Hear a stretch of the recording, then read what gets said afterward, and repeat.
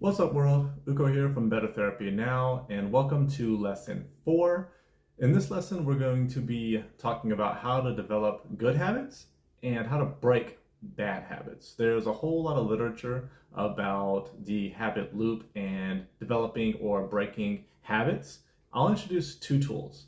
One is the habit loop, which we talked a little bit about in the introductory video, and that is identifying a trigger or a cue, doing a behavior or an action to move you toward a goal, and then giving yourself a reward or a benefit from doing that behavior. And that's kind of that positive reinforcement. The next is habit stacking. In this process, in habit stacking, you are identifying all the habits that you already have. So things like waking up in the morning, going to bed, brushing your teeth, taking a shower. Those 4 things, think of those as like 4 Christmas trees that you can latch on other habits that you want to do to them. So for example, say you want to study every night. Well, you might latch that onto waking up in the morning, or you can latch it onto brushing your teeth at night. And then every day when you brush your teeth at the same time after that, you study for an hour. Doing things like that and making a list of all the things that you already do regularly can help you develop other good habits. When it comes to breaking bad habits, you're really doing the habit loop, but in reverse. You're really identifying all the cues that lead you to do a negative behavior, such as smoking or eating unhealthy at night or something like that. And then you analyze those cues. You really explore the entire environment and the emotions surrounding those cues and what leads up to those cues and what happens after those cues or after those triggers in order to replace those cues with healthier behavior or replace those cues with something that will lead into better behavior. A lot of the times you'll have a cue or a trigger, and then you recognize whatever behavior that you're doing, whether it's like eating sugar or something like that at night, and then you replace it. So you maintain the cue, and then you replace the behavior, and hopefully you're attempting to latch on that positive behavior to the old cue. The habit loop and habit stacking are an attempt to systematically implement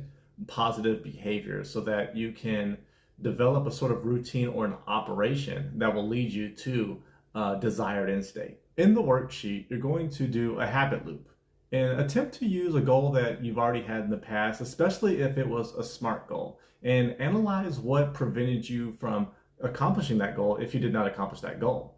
And as you analyze it, you'll tend to identify certain habits that got in the way of you accomplishing that goal. So it might be procrastination. It might be maybe even eating unhealthy food that robbed you of energy and depleted you of your willpower. And then you're like, okay, I need to break the habit of eating a certain food. But as you analyze the reasons why you did not accomplish previous goals, that will identify which habits are most important to change and use in this worksheet so that you can replace the negative habits that are most important so that you're making the progress that is most impactful. Do the habit loop worksheet 2 times. Do it once for a habit that you want to develop or start doing, and then do it a second time, but try to reverse engineer the habit loop and use it to break a bad habit. Remember that the cue or the trigger and the reward are very individualized. That is very personal. The behavior or the operation or the thing that you're trying to do, like the habit itself, is usually very common. Something like, oh, quitting smoking or starting to work out or studying every night or reading every night for 20 minutes. Things like that is very common, but the cue and the reward are the things that you're going to have to really think about and really brainstorm so that you identify something that's really personal to you and that will really motivate you to get going. It's important to use a brainstormed list of cues and rewards so that if after a few days or even a few weeks you don't think that you're developing the habit or breaking the habit, you can kind of plug and play and change those triggers or cues and change the rewards or the benefit. Goals and habits work very closely to each other, and that's why these 2 worksheets are back to back.